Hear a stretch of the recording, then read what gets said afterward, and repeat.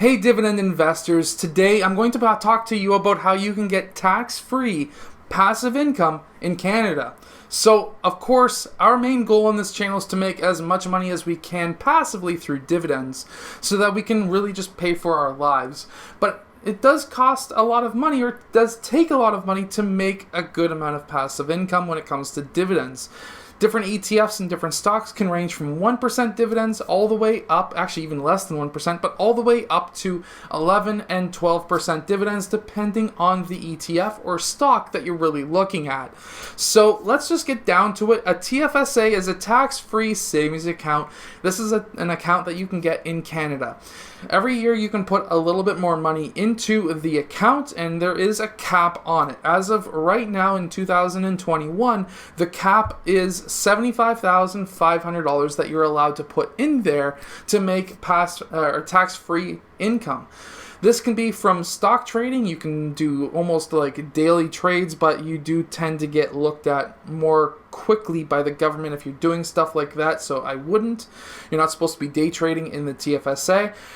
It's supposed to be a tax-free haven, essentially, for dividends, for interest, things like that. What do a lot of people put into TFSAs? Well, a lot of people put mutual funds. A lot of people will put different ETFs, and that's what we're going to be talking about today, is different stocks and ETFs. And then you can also put bonds and things like that, which usually only pay 1 or less % from the bank itself. And those are great, but as of right now, inflation is a lot higher than 1%, so you're really wanting to do more than just 1%. So let's get down and let's check out what you could potentially make from a TFSA. Okay, so let's say we had $75,500 to put into a TFSA. How much tax-free passive income can we make from that amount? So there's a couple of different stocks and ETFs we're going to look at. We're going to look at CIBC. Right now, that's one of my favorites. So CIBC. We're also going to be looking at just the average high dividend ETF. So we'll say average ETF. And then we are also going to be looking at some higher yielding ETFs, things like ZWK and ZDV, which is more closer to your average Canadian dividend ETF. So we have altogether CIBC, the average ETF, ZWK, which is a US bank covered call ETF, ZWC, which is a covered call Canadian ETF, and ZDV, which is the average Canadian ETF. It's not covered call or anything. So for the dividends or yield from these companies and from these ETFs, CIBC right now is around 5.2% as of the time of making this video. The average ETF that's high dividend is about 4%. ZWK currently at the time of making this video is a lot higher at 7.9%, and same as ZWC is also at 7.9%. and ZDV is 4.6%. So how much money could we make potentially passively, not including the actual equity of the underlying investment going up? Well, let's do some math.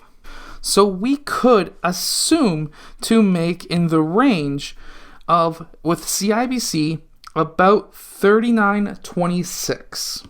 With the average ETF, you could make $3,020, and then with ZWK, you could make $59.64. With ZWC, you could make the same, and then with ZDV, you could make $34.73. Now, the thing to keep in mind is the fact that CIBC is a quarterly dividend.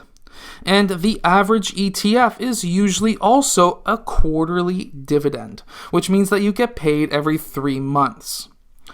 These three are every month. ZWK, ZWC, as well as ZDV are all monthly. What does that mean? Well, these prices that we have on this side, this would be divided quarterly, same as this. So you would be essentially dividing those by 4. So you would be dividing those by 4. These ones, however, the bottom 3, they would be divided by 12 because you get paid out every single month. So if you're looking to have some even amounts of income over the year, you may be looking at some of these BMO ETFs instead of something like a CIBC or an average ETF.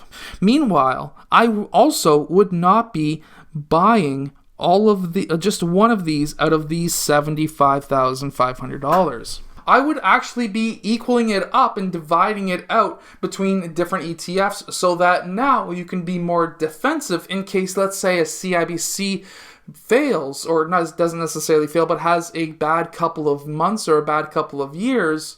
Now you're divided out between a couple of ETFs, a couple of solid companies that pay dividends and high dividends, and that way you're a little bit more defensive. ETFs will hold multiple companies, while let's say a bank is just a bank.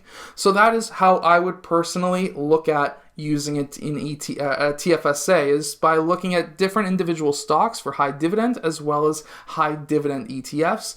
That way you can make a nice return on investment yield wise, so that if you do lose your job when it comes to things like the coronavirus, at that point in time, you're going to be a little bit more protected, because let's say $6,000 divided by 12 is around $500 a month.